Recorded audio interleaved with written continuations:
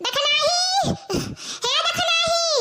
लड़की अरे तनी एक लोटा पानी ले आवते पी लिया तेरा मारे घाम लाग बाटे गरहन पुर भैया हिया ले आता जरा जाई बहनी यानी कि सबसे ज्यादा ढकास लाग रहा था बात है ई बैठे हां अब का हुए अम्मा जी बड़की जिज्जी बैठी त पानी नहीं दे सकत रही चली चूड़ा छोड़ आई तो तुम्हें पानी दी और ये ढकास लाग रहा था बैठे जियरा कचान ना था और कुछ नहीं हां लड़कन से लगा तो ये कचवाए रात नहीं ले आओ अरे घुघुटा हा भतारा काटो गरहन पुर भैया मर गए